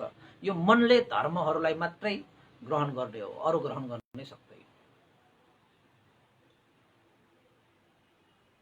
हैन। अब त्यो मान्छे जो चाहिँ मोहमा डुबाएको छ, छुट्टै अर्को मान्छेले हेरिरहेको मान्छेलाई त थाहा छ नि त्यो मोहमा डुबाएको भनेर। किन त भन्दाखेरि छुट्टै मान्छेले हेरिरहेको छ, जानिरहेको छ उसले। यदि हाम्रो शरीरभित्र पनि छुट्टै त्यस्तो चाहिँ जीव र आत्मा भइदिएको भए त थाहा हुनुपर्ने हो नि मोहमा डुबायो भनेर। तर मोहमा डुबाएको कुरा चाहिँ थाहा भएको हुँदैन। किन त भन्दाखेरि छुट्टै अस्तित्वको जीवात्मा हाम्रो शरीरमा हुँदैन। यो शरीर सञ्चालन भइरहेको हो त कसरी त भन्दाखेरि कर्म संस्कारले दोहोऱ्याइरहेको मात्रै हो। कर्म संस्कारले जीवन पाए, जीवनमा कर्म संस्कारहरू दोहोऱ्याइरहने हो। त्यसले आयु पनि लिएर आउला, रूप पनि लिएर आउला, शारीरिक सम्पत्ति, मानसिक सम्पत्ति उसले लिएर आउला। त्यो हाम्रै कर्मले लिएर आउने हो र यो जीवनमा पनि फेरि थप्ने हो, बढाउने हो। त हाम्रो कर्म सकियो भने सक्यो, कर्म संस्कार तपाईको सक्यो भने सक्यो। फुट मन्ट सिट चट। त्यो कसैले त हामी मरेपछि त्यहाँ भित्र भएको त्यो के गर्छ त? अब त्यो पनि मर्नुपर्ने हो नि त। त्यसो भए हामी मरेपछि त हामी भित्र बसेको त्यो पनि त मर्नुपर्ने हो नि त। त्यसो होइन त? नागसेन भन्तेले अब प्रश्न पार्नुभयो, महाराज त्यसैले यो शरीरभित्र कुनै जीवात्मा छ भन्नु, कुनै ज्ञाता छ भन्ठान्नु मिथ्या दृष्टि मात्रै हो। यो त व्यवहार गर्नको निमित्त दिइएको, यो अज्ञानीहरूले दिइएको एउटा संज्ञा मात्रै हो। तर वास्तवमा त्यो सत्य होइन। आफूले बनाएको एउटा कपोकल्पित धारणा मात्रै हो, जुन धारणा सत्यबाट धेरै पर छ। नजिकसम्म पनि छैन, त्यो नजिकसम्म पनि छैन। अज्ञानी, अविद्या, मिथ्या दृष्टिको कारणले गर्दाखेरि अन्धविश्वास सिवाय अरू के पनि होइन। ल मैले पनि ठोकेर भनिदिएँ, उपासक उपासिकाहरूलाई फेरि फसाद पर्ला। आत्मा उडेर जान्छ, आत्माले नै जीवन लिन्छ, आत्मा कहिले मर्दैन, अजर अमर छ भनेर भनिरहेकाहरूलाई त गालामा हिर्काए जस्तो हुन्छ। अब भगवान बुद्धको सिद्धान्तमा यस्तै छ। तपाईँ मान्न तयार छैन भने एकचोटि अभ्यास गरेर हेर्नुहोस्। ध्यान बसेर तपाईँलाई आत्मा खोज्ने काम दिन्छु म तपाईँलाई। एकचोटि कहाँ रहेछ त त्यो आत्मा, एकचोटि खोजेर हेर्नुहोस् त। भएको भए त पाउनु पर्थ्यो नि। जति खोज्नुहोस् तपाईँले पाउँदै पाउँदैन। किन त भन्दाखेरि छँदै नभएको चिजलाई खोजेर पाइन्छ। त हामी चित्त विज्ञान भन्छौँ, चक्षु विज्ञान भन्छौँ, त्यो उत्पन्न हुन्छ। कारण हेतु प्रत्ययको कारणले उत्पन्न भइरहन्छ। ध्यान बसेर हेर्नुहोस्, तपाईँले ठ्याक्कै पाउनुहुन्छ। त भएको चिज त पाइहाल्छ नि खोजेपछि, नभएको चिज पो पाउँदैन त। महाराज यस्ता अन्धविश्वास, मिथ्या दृष्टि, यस्ता कपोल कल्पित छुट्टै अस्तित्वको धारणालाई त्यागिदिनुहोस्। यो शरीरभित्र कुनै जीवात्मा हुँदैन। यो शरीर सञ्चालन हुने त हाम्रो कर्म संस्कार अनुसार बाहिरी रूप भित्री रूपको प्रतिक्रियाद्वारा उदय व्यय हुँदै यो सिलसिला त जारी रहन्छ, चलिरहन्छ। यो यसरी जबसम्म उपादानलाई क्षय गर्दैन तबसम्म यो त सिलसिला चलिरहन्छ भनेर भनिसकेपछि नागसेन वीरेन्द्र राजा त के भनौँ अब जेसुकै मैले उपमाहरू दिए यो नागसेन भन्देले त त्यसलाई खण्डन गर्दै मेरै कुरालाई ममाथि नै थोप्रिरहेको छ। ओहो भन्दै सकिन बा, मैले सकिन। तपाईँ जस्तो पण्डितसँग मैले बहस गर्न सकिन। तपाईँ जस्तो पण्डितसँग अब के बहस गरेर नि मेरै कुरालाई मलाई नै थोप्रुनुहुन्छ तपाईँ, हैन? त भन्ते नागसेन अब धेरै तर्क वितर्क वाद विवाद गर्नु भन्दाखेरि पनि यो वास्तविक कुरा के हो त्यसलाई प्रस्ताइदिनुस् ल। अब तपाईसँग चाहिँ मन नसकिने भयो। त वास्तविक कुरालाई एकचोटि राम्रोसँग प्रस्ताइदिनु भयो भने अनुकम्पा राखेर मलाई एकचोटि प्रस्ताइदिनुस्, अनुकम्पा राखिदिनुस् भन्थे। यदि कुनै आत्मा जीव छैन, ज्ञाता छैन भने त्यहाँ कसरी उत्पन्न भइरहेको विनाश भइरहेको हुन्छ त? कसरी देखिरहेको हुन्छ, कसरी सुनिरहेको हुन्छ, कसरी सुगिरहेको हुन्छ, कसरी रस लिइरहेको हुन्छ, कसरी चाहिँ शरीरले अनुभव गरिरहेको हुन्छ, कसरी मनले धर्म धारण गरिरहेको हुन्छ त? अब त्यो एकचोटि अब म तपाईँसँग बहस गरेर नसकिने भयो, तपाईँ आफै स्पष्ट पारिदिनुहोस् भन्थे भनेर वीरेन्द्र राजाले भन्यो। त नागसेन भन्तेले के भन्नुभयो त भन्दाखेरि, महाराज हेर्नुहोस्, यसरी गरेर हात एकचोटि यसरी बजाएर देखाइदिए। यो हात र त्यो हात ठोकिएसकेपछि यो दुईटा ठोकिएको बापत के निस्कियो त भन्दाखेरि आवाजको उत्पन्न भयो। यो आवाज कसैले उत्पन्न गरेको हो महाराज? होइन। कसरी उत्पन्न भयो त? यो दुईटा चिज ठोकेर उत्पन्न भएको। त्यो उत्पन्न गर्ने कुनै जीवात्मा छ त? छैन। त कसरी निस्कियो त? त्यो ठोकियो, प्रतिक्रिया हुने बित्तिकै त आवाज निस्किहाल्छ नि, बस। त्यसरी नै महाराज यो हाम्रो शरीरमा 6वटा आयतनहरू हुन्छन्। सदायतन भन्छ त्यसलाई, सलायतन पनि भन्छ, सदायतन पनि भन्छ। आँखा, कान, नाक, मुख, शरीर र अर्को मन, 6वटा आयतनहरू हुन्छ। यी 6वटा भित्री आयतनलाई चाहिँ भित्री रूप भनिन्छ। महाराज राम्रोसँग सुन्नु है, तपाईँहरू राम्रोसँग सुन्नुहोस्, फेरि नबुझ्ला, फेरि यत्रो चाहिँ पढाए फेरि ठ्याक्क नबुझ्ला। यो भित्री आयतन, भित्री रूप भन्छ त्यसलाई। जब एउटा हात चाहिँ अर्को हातसँग ठोकिन्छ तब आवाज निस्किए जस्तै जब यो बाहिरी रूपहरू भित्री रूपहरू बाहिरी रूपसँग ठोकिन्छ, जस्तै आँखा कहाँ ठोकिन्छ त? रूपसँग ठोकिन्छ। कान केसँग ठोकिन्छ? शब्दसँग ठोकिन्छ। नाक कहाँसँग केमा ठोकिन्छ? गन्धमा ठोकिन्छ। जिब्रो केमा ठोकिन्छ? रसमा ठोकिन्छ। यो शरीर केमा ठोकिन्छ? स्पर्शमा ठोकिन्छ। मन केमा ठोकिन्छ त भन्दाखेरि धर्म, स्वभाव धर्महरूमा ठोकिन्छ। त महाराज जसरी बाहिरी रूप र भित्री रूप ठोकिएपछि यहाँ विज्ञान उत्पन्न हुन्छ, जसरी एउटा हात र त्यो हात ठोकिएपछि आवाज निस्के जस्तै यो भित्री रूप भनेको सलायतन र बाहिरी भनेको चाहिँ रूप भनेको चाहिँ शब्द, गन्ध, रूप, रस, स्पर्शहरू त्यो भित्री रूपसँग जब ठोकिन्छ नि महाराज, तब विज्ञान उत्पन्न हुन्छ। कसैले उत्पन्न गराएको होइन त्यो। त आँखाकोले हेरेपछि त दृश्य हेरेपछि त यो भन्ने कुरा त थाहा पाइहाल्छ, पाइँदैन? यो कसैले थाहा पाइराख्नै पर्दैन। तपाईँको चाहिँ आफैले त्यो आँखाले हेरेपछि त थाहा पाइहाल्छ। त्यसरी नै चक्षु प्लस रूप इक्वल टु चक्षु विज्ञान। चक्षु आँखा र रूप भनेको कुनै विषयवस्तुमा चाहिँ ठोकिएपछि चक्षु विज्ञान उत्पन्न हुन्छ।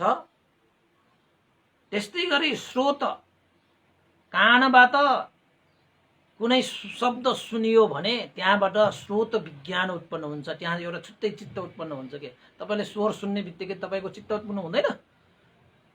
के भयो कसो भयो भन्ने त ठ्याक्कै आइहाल्छ नि। तपाईँले उत्पन्न गर्नुपर्छ र त्यत्तिकै उत्पन्न हुन्छ।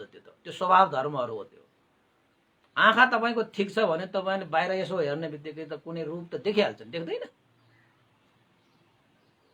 त कसैले देख भन्नुपर्छ र पर्दैन, त्यत्तिकै हाल्छ। त्यो स्वभाव धर्महरू। त्यसरी चाहिँ नाकले गण्डलाई, यो नाक भयो, नाकले गण्ड होइन, घान र गण्ड भनेपछि त्यहाँ पनि विज्ञान उत्पन्न भयो। घान विज्ञान भनेर चाहिँ विज्ञान भयो। अब रसको पनि त्यस्तै, शरीरको पनि त्यस्तै होइन। त्यसपछि भित्री रूप र बाहिरी रूप ठोकिएपछि विज्ञान उत्पन्न हुन्छ भनेको चाहिँ नाम उत्पन्न हुन्छ भनेको। त्यो भनेको मतलब के हो त भन्दाखेरि चक्षु प्लस रूप इक्वल टु चक्षु विज्ञान। चक्षु विज्ञान उत्पन्न भइसकेपछि मनोविज्ञान उत्पन्न हुन्छ। किन त भन्दाखेरि यो सलायतनको मध्यमा सबभन्दा महत्त्वपूर्ण विषय त मनै हो। जहाँबाट छिरे पनि मनमै जान्छ। त चक्षु विज्ञान उत्पन्न भएपछि मनोविज्ञान उत्पन्न हुन्छ। स्रोत विज्ञान उत्पन्न भएपछि मनोविज्ञान हो। मनले त धारण गरिहाल्छ नि। राम्रो लाग्यो नराम्रो लाग्यो, यो भयो त्यो भयो, लिनु पर्ला लिनु नपर्ला हेर्ने मात्रै हो भन्ने जस्तो मनमा त त्यो भावहरू आइहाल्छ। मनोविज्ञान त उत्पन्न भइहाल्छ। त कसैले उत्पन्न गराएको होइन के। त्यो एकैछिनमा हुन्छ ती सारा कुराहरू। हेर्ने रूप विज्ञान उत्पन्न हुने, मनोविज्ञान उत्पन्न हुने पनि एकैछिनमा हुन्छ। ढिला बिस्तारै हुने भन्ने होइन। त्यो एकैछिनको सारा चिजहरूको मिश्रण, त्यसलाई नाम उत्पन्न भयो भनिन्छ। हेर्नुहोस् है, अब रूपको कारणले नाम उत्पन्न हुन्छ, नामको कारणले फेरि रूप उत्पन्न हुन्छ कि। त्यसरी चाहिँ प्रवर्तन भइरहेको हुन्छ होइन। त्यसरी अब नाम प्लस रूप इक्वल टु के हुन्छ त भन्दाखेरि नाम र रूपको मेल भएपछि, यानि कि मेल भएको भनेकै फस्स उत्पन्न भएको छोयो। त्यहाँ नाम र रूपको मेल भएपछि फस्स उत्पन्न भयो। जस्तै हात जोडेपछि आवाज निस्कियो भनेपछि, आवाज निस्किएपछि विभिन्न प्रतिक्रियाहरू हुन्छ। त्यसरी नै नाम र रूप ठोकिएपछि फस्स हुन्छ, फस्सपछि वेदना हुन्छ, वेदना अब त्यसपछि संज्ञा हुन्छ, चेतना हुन्छ, एकाग्रता हुन्छ। सबै स्वभाव धर्महरू उत्पन्न हुन्छ। कसैले उत्पन्न गरेको होइन। त्यो त एउटा एक आपसमा प्रतिक्रिया भएर त्यो स्वभाव धर्महरू चाहिँ उत्पन्न हुने हो। त्यो कसैको कुनै जीवात्मा कुनै ज्ञाता कसैले गर्नुपर्ने त्यो अवस्था पनि छैन। त्यो गर्दा पनि गर्दैन, गर्नु पनि पर्दैन। मैले यो हात यसरी चाहिँ ठोकाएपछि आवाज निस्कियो भने कसैले तपाईलाई फकाएर फुलाएर त्यो आवाज कस्तो राम्रो छ हात पर्किँदाखेरि मैले निकालिदिएको त्यो भनेर तपाईलाई कसैले फकाउन आयो भन्नेमा तपाईँ फकिने मान्छे कस्तो? यो त मैले हात ठोकेर निस्केको आवाजलाई उसले निकालिदिएको भन्छ भने तपाईले त्यसलाई फटा भन्नुपर्छ नि। कहाँ तिमीले निकालेको हो? यो त मैले हात बजारेर निकालेको आवाज हो। म आफैले यो प्रतिक्रिया भएर निकालेको हो, न मैले निकालेको, यो दुईटा ठोकेर निस्केको, तिमीले निकालेको भनेर पो भन्दो रहेछ है भनेर भन्न सक्नु पर्थ्यो कि पर्दैन त? त्यस्तै अज्ञानी पर्यो, अविद्या भएको मान्छे पर्यो भने त एउटा चाहिँ गण्यमान्यले, एउटा नाम चलेको मान्छेले भन्यो भनेर हो मैले हात जोड्दाखेरि यसरी आवाज निस्केको त उसले नै निकालिदिएको भन्लान् नि। अब अज्ञानी मान्छेहरूले अहिले तपाईँले आफ्नो शरीरमा पनि यो जीवात्मा छ भनेर भन्नु पनि त्यस्तै एउटा मान्छेले हात बजार्दाखेरि कसैले आएर मैले निकालिदिएको आवाज हो भनेकोलाई स्वीकारेको जस्तै हो। त्यो यो शरीरभित्र जीवात्मा छ भन्ने कुरालाई पनि गहन छ नि। बुद्ध धर्ममा तपाईँको धेरै गहन छ नि, धेरै गहन छ नि कुराहरू। यस्ता कुराहरू त कतिलाई चाहिँ अब सुन्न पनि सकिँदैन होइन। त यसरी हाम्रो एक आपसमा स्वभाव धर्महरू निरन्तर रूपमा प्रतिक्रिया हुँदै हेतु प्रत्ययको कारणले गर्दाखेरि कारण कार्य एक आपसमा सम्बन्धित भएर उत्पन्न भइरहने, विनाश भइरहने, उत्पन्न विनाश भइरहने। कहिलेसम्म उत्पन्न विनाश भइरहन्छ त भन्दाखेरि तपाईको कर्म संस्कार बाँकी भएसम्म त्यो उत्पन्न भइरहन्छ, विनाश भइरहन्छ, उत्पन्न भइरहन्छ, विनाश। जब तपाईको कर्म संस्कार तपाईले सकाउन सक्नुहुन्छ तब उत्पन्न विनाशको क्रम पनि सकिन्छ। त कसैले तपाईलाई जन्माएको हो, कसैले तपाईलाई पालन गरेको हो, कसैले तपाईलाई चाहिँ यो जन्मबाट अर्को जन्ममा लगेको हो, स्वर्ग लाने नर्क पठाउने कसैले गर्छ? कसैले पनि गर्दैन। तपाईँ त्यसरी गर्छ भनेर तपाईले चाहिँ लोभमा परेर तपाईले कसैको पछाडि हिँड्नु भएछ भने छोड्नुस्। डर भएको त्रासले तपाईले कसैको कुरालाई चाहिँ स्वीकार गर्नु भएको छ भने छोड्नुस्। भगवान बुद्धको शिक्षामा त्यसरी चाहिँ कुनै विषयमा लोभिनु पनि पर्दैन, कुनै विषयमा डराउनु पनि पर्दैन, भयभीत हुनु पनि पर्दैन। आफ्नो कर्म संस्कार मात्र तपाईले सही बनाइदिनुस्। लोभ पनि गर्नु पर्दैन, भय पनि गर्नु पर्दैन। लोभ र भयबाट मुक्त त्यस्तो मार्ग भगवान बुद्धले हामीलाई देखाउनु भएको छ। कति मजाको छ, कति मजाको छ। यो सिलसिला चलिरहन्छ। कर्म कसले बनाउने? हामी आफैले बनाउने। जस्तो कर्म गर्यो छ त्यस्तै संस्कार बन्छ, जस्तो कर्म संस्कार बन्छ त्यस्तै अनुरूपको जन्म हुन्छ। फेरि यदि तपाईको कर्म संस्कार सकियो भने अब जन्म मरण पनि छैन। अब जन्मै छैन त मरण कसरी हुन्छ? तपाईँ कहाँ पुग्नुहुन्छ त भने निर्वाण पुग्नुहुन्छ, सदाको लागि शान्त आनन्द परिपूर्ण भयो कि परिपूर्ण भयो कि पेटमा 84 व्यञ्जन खाएर मजाले पेट भरिसकेपछि अब फेरि 84 व्यञ्जन थप्न आयो भने पनि तपाईले खान्छ त? खाँदैन नि। किन त भन्दाखेरि त्यो 84 व्यञ्जन त्यही खाएर त त्यो परिपूर्ण भएर सुख भइसक्यो उसलाई। अब अर्को सुख चाहिँदैन त। अब अर्को सुख चाहिँदैन उसलाई। सारा सुख पायो नि त, परिपूर्ण परिपूर्ण भयो त्यस्तो हैन। त्यसरी चक्षुले रूप देख्छ, रूप र चक्षुको बाहिरी रूप र भित्री रूपको मेलबाट चक्षु विज्ञान उत्पन्न हुन्छ। चक्षु विज्ञान उत्पन्न भइसकेपछि मनोविज्ञान उत्पन्न हुन्छ। त्यो चक्षु विज्ञान र मनोविज्ञान स्वात्तै उत्पन्न हुन्छ क्या। तपाईको प्रतिक्रिया त भइहाल्छ हैन। त नागसेन मिलिन्द राजाले भन्नुहुन्छ, भन्ते नागसिंह तपाईले भन्नुभयो चक्षु विज्ञान उत्पन्न हुने बित्तिकै मनोविज्ञान उत्पन्न हुन्छ। के त त्यो चक्षु विज्ञानले मनोविज्ञानलाई तानेर ल्याएको हो कि तिमी मेरो पछि पछि आऊ है भनेको छ कि मनोविज्ञानले तिमी मेरो अगाडि उत्पन्न हुनु, म तिम्रो पछाडि पछाडि आउँछु भनेर दुईजनाको विषयमा सरसल्लाह नै भएर यो चाहिँ चक्षु विज्ञान र मनोविज्ञान उत्पन्न भएको हो कि? तपाईले चक्षु विज्ञान उत्पन्न हुने बित्तिकै मनोविज्ञान पनि उत्पन्न हुन्छ भनेर तपाईले भन्नुभयो। त चक्षु विज्ञान नै उत्पन्न भइसकेपछि मनोविज्ञान चाहिँ कसरी उत्पन्न हुन्छ त? त्यत्तिकै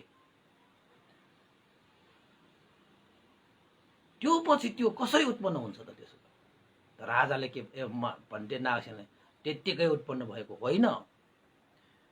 त्यो पनि हेतु प्रत्ययको कारणले गर्दाखेरि चक्षु विज्ञान पछि मनोविज्ञान उत्पन्न हुन्छ। आँखाबाट पनि तपाईँले हेरेको दृश्य मनमै जाने हो, नाकबाट गरेको पनि मनमै जाने हो, मुखबाट पनि मनमै छुन्छ, कानबाट पनि मनमै छुन्छ, शरीरबाट पनि मनमै छुन्छ। सबैलाई ग्रहण गर्ने सोच्ने काम त केले गरिरहेको हुन्छ? मनले गरिरहेको हुन्छ नि त, चित्तले गरिरहेको हुन्छ नि त। सबैको ग्रहण गर्ने स्वभाव कसले लिइरहेको हुन्छ त? मनले लिइरहेको हुन्छ।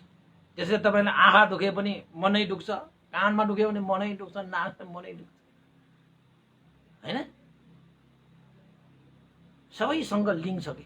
तर कानमा यसरी तपाईँले यसो गर्यो भने यो आँखामा तपाईँले यसो औँलाले घोच्न लगायो भने कानले केही पनि प्रतिक्रिया गर्दैन, तर मनले प्रतिक्रिया गर्छ।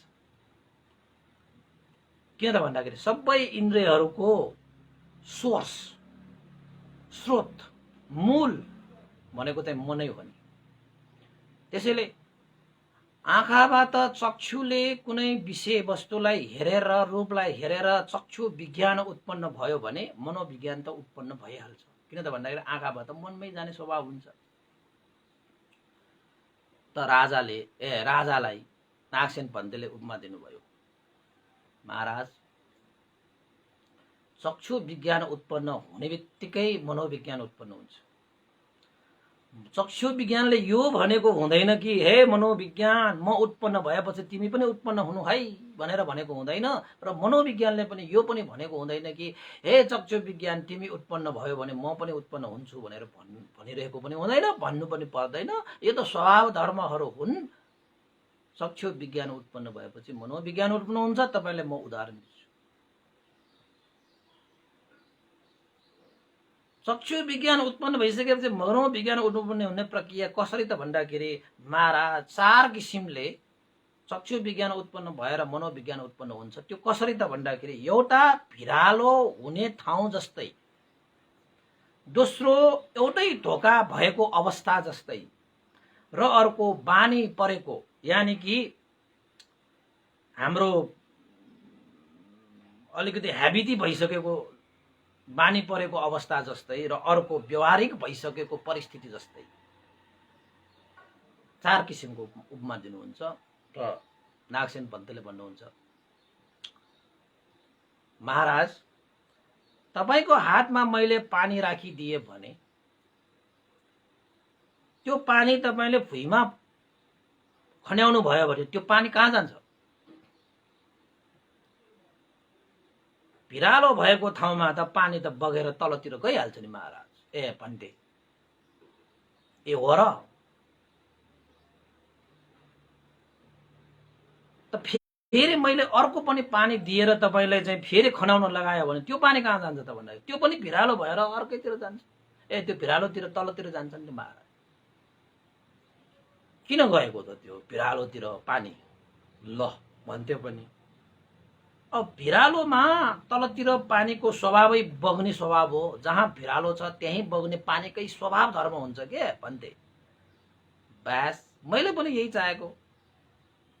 त अर्को एउटा प्रश्न सोध्छु महाराज तपाईलाई, के पहिला बगाएको पानीले पछि पनि बगेर आएको पानीलाई के भनेको हुन्छ? त्यो पहिलाको पानीले म जता बग्छु तिमी पनि त्यतै बग्नु पर्छ भनेर पहिला बगेको पानीले पछि बगेर आउने पानीलाई त्यस्तो भनिरहेको हुन्छ। उनीहरूको कुनै त्यस्तो करार गरिरहेको हुन्छ? या त पछि बगेर जाने पानीले पहिला बगेर गएको पानीसँग के त्यस्तो करार गरिरहेको हुन्छ, तिमी जता बग्यो म पनि त्यतै बग्छु भनेर कुनै त्यस्तो करार गर्नुपर्छ? त्यस्तो कुनै सम्झौता गरिरहेको होला र महाराज भनेर? त्यस्तो त हुँदैन भन्थे। त्यो पानीको स्वभावै तपाईको चाहिँ भिरालोमा बग्ने स्वभाव हुन्छ त। एकपल्ट, दुईपल्ट, तीनपल्ट या 1000 पल्ट नै हामीले पानी खन्याएको किन नहोस्, पानी त भिरालोतिरै बग्ने स्वभाव हुन्छ। जता भिरालो छ त्यता पानी बगिहाल्छ। त्यो रोकेर बस्दैन म पछि बगौँला हैन। मेरो फुर्सद भएपछि बरौला, अहिले मलाई चाहिँ अल्छी लागिरहेको छ, पछि मलाई मेरो चाहिँ अल्छी हटेपछि म बगौँला भन्छ त महाराज? भन्दैन नि। तपाईले पानी खन्याउने बित्तिकै पानीको स्वभाव भिरालोमा तलतिर बग्ने, उसको स्वभाव अनुसार तपाईले पानी पोखाउने बित्तिकै उसले त आफ्नो स्वभाव देखाइहाल्छ। त्यसरी नै महाराज तपाईको चक्षु विज्ञान उत्पन्न हुने बित्तिकै तपाईको मनोविज्ञान त उत्पन्न भइहाल्छ। त्यो पनि एक किसिमको स्वभाव धर्मै हो। चक्षु विज्ञानले मनोविज्ञानलाई तिमी म उत्पन्न भएपछि आऊ है भन्नु पर्दैन। मनोविज्ञानले तिमी उत्पन्न भइसकेपछि म उत्पन्न हुन्छु भनेर करार गरिरहेको हुँदैन महाराज। र अर्को एउटै ढोका हुनुको अवस्थामा, जस्तै एउटा कुनै राज्यमा राज्यलाई सुरक्षा गर्नको निमित्त चारैतिर पर्खाल घेरिरहेको छ भने त्यो पर्खालहरूमा एउटै मात्र द्वार छ भने महाराज त्यो पर्खालबाट बाहिर जानको निमित्त एउटै ढोका छ भने पहिलाका मान्छे पनि त्यही ढोकाबाट जान्छ, पछिको मान्छे पनि त्यही ढोकाबाट जान्छ। पहिलाको मान्छेले यो पछि आउने मान्छेसँग यो करार गरिरहेको हुँदैन कि म यो ढोकाबाट गएपछि तिमी पनि आऊ, र पछि जाने मान्छेले तिमी गएपछि म पनि त्यही ढोकाबाट आउँछु भनेर करार गरिराख्नु पर्दैन। किन त भन्दाखेरि त्यहाँ एउटै मात्रै ढोका छ, एउटै मात्रै द्वार छ, त आवट जावट गर्ने त त्यही द्वारबाट त हुन्छ महाराज। त्यो त स्वभाव धर्म हो। किन त भन्दाखेरि कतै द्वारै छैन त त्यहीबाट त जान्छ। त्यसरी नै यो मनोविज्ञान र चक्षु विज्ञान, यो स्रोत विज्ञान, जेसुकै विज्ञान होस्, त्यो उत्पन्न भइसकेपछि मनोविज्ञान त उत्पन्न हुन्छ। त्यो त स्वभाव धर्म अनुसार चलिरहन्छ महाराज। र अर्को कुनै महाराज एउटा कुनै व्यापारीहरू भनौँ, यानि कि गाडा चलाउने मान्छेहरू लामो यात्रामा गाडा चलाउँदै जाँदाखेरि अगाडिको एउटा चाहिँ गाडा जसरी गुड्छन् नि, गाडालाई गुडाएर लाने ती गोरुहरू होला, जोसुकै होला, अगाडिको गाडा जसरी अगाडि बढ्छ पछाडिको गाडी पनि त्यसरी नै अगाडि बढिरहन्छ, हैन? किन त भन्दाखेरि बाटो त एउटै हुन्छ। त्यो एउटै बाटोमा अगाडिको गाडी गुडेपछि त अब जानुपर्ने अगाडि नै हो भने अगाडिको गाडी गुडेपछि, गाडा अगाडि सरेपछि त पछाडिको गाडी त अगाडि सरिहाल्छ नि त। त्यसरी नै अगाडिको गाडाहरूलाई पछ्याउने बानी नै परिसकेको हुन्छ पछाडिको गाडाहरूको। अगाडिकोले मेरो पछि पछि आऊ पनि भन्नु पर्दैन, पछाडिकोले मेरो अगाडि अगाडि जाऊ पनि भन्नु पर्दैन। त्यो त स्वभाव धर्म अनुसार त्यो भइरहन्छ महाराज। त्यसरी नै चक्षु विज्ञान र मनोविज्ञान एक आपसमा उनीहरू चाहिँ उत्पन्न भइरहन्छ स्वभावतः। त्यसरी नै महाराज व्यवहारिक अवस्था जस्तै मनोविज्ञान र चक्षु विज्ञानहरू उत्पन्न भइरहन्छ। चक्षु विज्ञान भने चक्षु मात्र होइन, स्रोत विज्ञान, खान विज्ञान, जीवा विज्ञान, होइन, काय विज्ञान, मनोविज्ञान सबै। जसरी व्यवहारिक भनेको एउटा कर्मचारीले कुनै पनि कामहरू गर्दाखेरि सुरुमा त त्यो काममा उसको चाहिँ केही गल्तीहरू हुन सक्ला, तर त्यही काम उसले बार बार गरिरहन्छ भने त्यही काममा उसले आफूलाई थालिसकेको छ भने अब त्यो मान्छे त्यो काममा व्यवहारिक भयो। पहिला जस्तो उसलाई अब गाह्रो पनि हुँदैन, स्वभावतः त्यो काम उसलाई चाहिँ आइरहेकै हुन्छ, त्यो अपडेट भइरहेको हुन्छ। किन त भन्दाखेरि काम त गरिरहेको छ नि, उसले गरिरहँदाखेरि उसलाई बानी परेको हुन्छ, उसले चाहिँ व्यवहारिक भइसकेको हुन्छ त्यो काम काजमा। त उसलाई पहिला जस्तो गल्ती हुने, पहिला जस्तो भुल हुने उसलाई हुँदैन। स्वभावतः उसले चाहिँ गर्न सक्छ अब, किन त भन्छ उसको अभ्यास भइसक्यो नि त, धेरै अभ्यास भइसक्यो। तपाईँलाई थाहा छ नि कुनै कुनै मान्छेहरूले कम्प्युटर चलाउँदाखेरि अब आँखाले हेर्नै पर्दैन, ढर्र टाइप गर्छ। हार्मोनियम बजाउने मान्छेलाई हेर्नुहोस् त तपाईँले, अब हार्मोनियममा त्यो औँलाहरू हेर्नै पर्दैन, आँखा चिम्लेर बजाउँछ। त्यो स्वभावतः त्यो अभ्यास धेरै भयो भने, व्यवहारिक धेरै भयो भने त्यो स्वभावतः त्यो उत्पन्न भइहाल्छ कि। देख्नु भएको छ नि तपाईँले, बाँसुरी बजाउँदाखेरि पहिला त एउटा एउटा औँलाहरू यसो यसो हेरेर बजाउनु पर्ने, पछि त व्यवहारिक भयो, अभ्यास भयो, त्यत्तिकै बजाउँछ त्यसले। महाराज त्यसरी नै हो, एउटा व्यवहारिक अवस्थामा अभ्यास भइसकेको व्यक्ति स्वत उसले त्यो कामहरूको विषयमा स्वत नै उसलाई चाहिँ आउँछ, जानिन्छ, बुझिन्छ। भने जस्तै चक्षु विज्ञान उत्पन्न हुने बित्तिकै मनोविज्ञान पनि उत्पन्न हुन्छ। जसरी पानी खन्याउने बित्तिकै तलतिर बगेर जान्छ, जसरी एउटै ढोका भएको ठाउँबाट मात्रै मान्छेहरू ओहोर दोहोर गर्छ, जस्तै बानी परेको जस्तै गाडाहरू चाहिँ गुडाउँदाखेरि अगाडिको गाडासँग पछ्याउने बानी नै परिसकेको हुन्छ सबै गाडाहरूलाई। त्यसरी नै र व्यवहारिक अवस्था यानि कि अभ्यास गरिसकेपछि त्यो विषयमा उसलाई चाहिँ अभ्यस्त भइसकेको हुन्छ। त्यसरी नै यी त स्वभाव धर्महरू हुन् महाराज।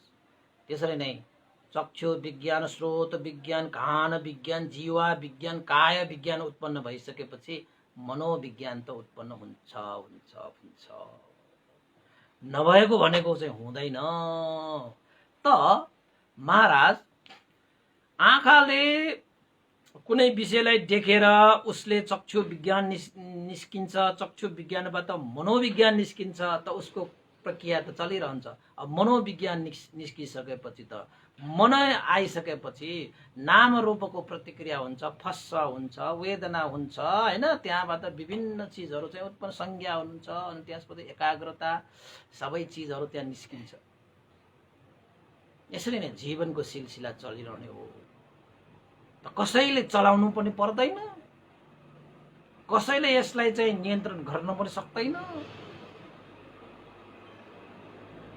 त्यसको लागि त हामी आफ्नै आफ्नो कर्मलाई सुधार्ने हो, कर्मलाई परिशुद्ध गर्ने हो।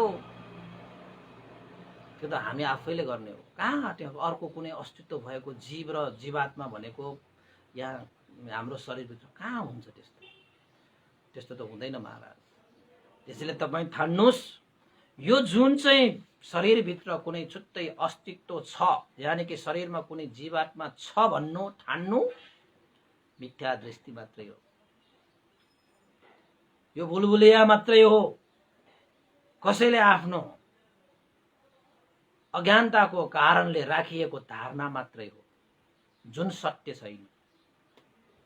अविद्याको कारणले, अज्ञानताको कारणले अन्धविश्वासमा परेको सिवाय अरू के पनि होइन महाराज, के पनि होइन। यो शरीरमा त आफ्नै छुट्टै प्रक्रिया अनुसार, स्वभाव धर्म अनुसार यो त चलिरहन्छ। कर्म संस्कार भएसम्म चलिरहन्छ। कर्म संस्कार रोकियो भने जीवन मरणको भवचक्रबाट पनि रोकिन्छ भनेर नागसेन भन्तेले मिलिन्द राजालाई क्या मजाले उपमा दिए, उसले बुझे। हेर्नुहोस्, अब तपाईहरुलाई पनि मैले त्यही उपमाहरू दिएँ। हुन त मैले छुट्टै उपमाहरू धेरै छ, हेर्नुहोस् है। अब यो मिलिन्द प्रश्नको ग्रन्थ देशना गरेकोले यही उपमा दिनुपर्छ।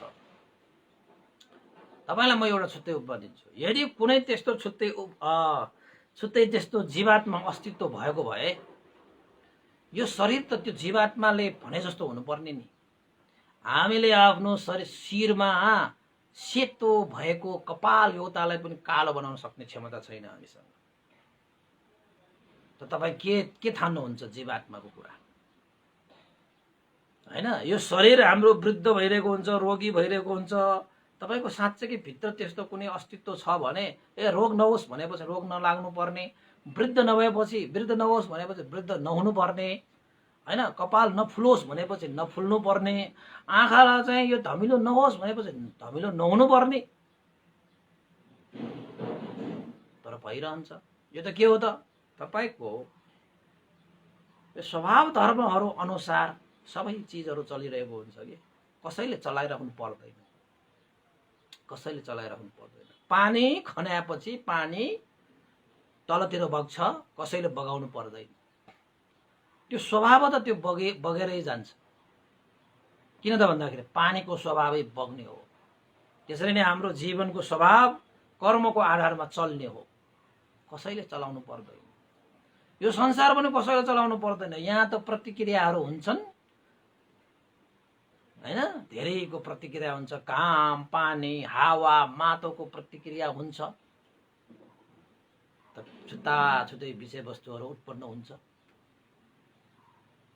त्यस्तै अनुसार चाहिँ यो संसार चलिरहेको हुन्छ। उपासक उपासिकाहरू, यो संसार चलेको जस्तो हाम्रो यो शरीर, यो जीवन पनि त्यस्तैकै कर्म संस्कार अनुसारले चलिरहेको हुन्छ। यो शरीरभित्र कुनै छुट्टै ज्ञाता, जानिरहने, बुझिरहने, चाल पाइरहने जीवात्मा भनेको हुँदैन।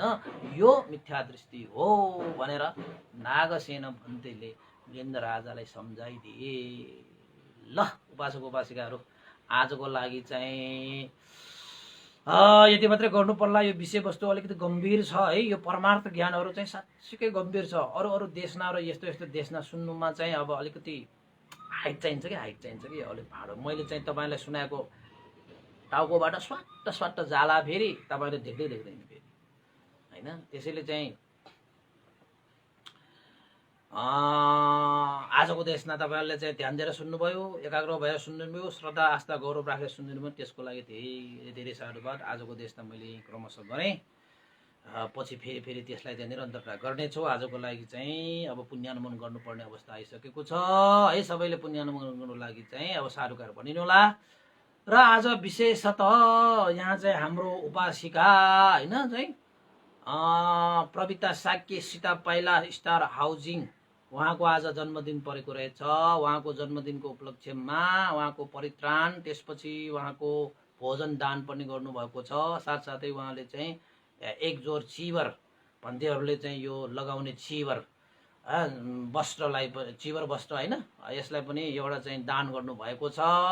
र उहाँको परिवार कपिलमान साक्य लगायत सम्पूर्ण परिवारलाई यो पुण्यको प्रभावले सुखी निरोगी दीर्घायु सुस्वास्थ्य मङ्गल कामना र कार्यसिद्धि होस् होइन, मार्गफल प्राप्त होस् भनेर पनि आशिका गर्न चाहे।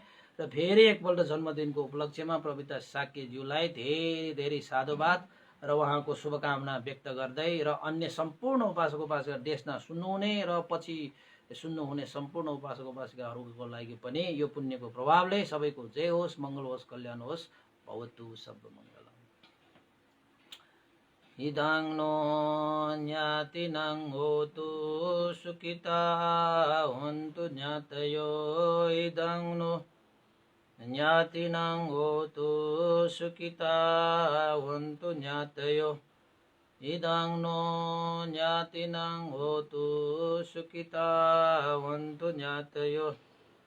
एतावता सम्मेहि सम्पदं पुण्यसम्पदं सब्बे देवानुमोदन्तु सम्पत्तिसिद्धिया। एतावता सम्मेहि सम्पदं पुण्यसम्पदं सब्बे सत्तानुमोदन्तु सम्पत्तिसिद्धिया। एतावता सम्मेहि सम्पदं पुण्यसम्पदं सब्बे भूतानुमोदन्तु सम्पत्तिसिद्धिया। साधु साधु साधु भवतु सर्वमङ्गलम्। सबैको जय होस्, मङ्गल होस्, कल्याण होस्। सबैलाई साधुवाद।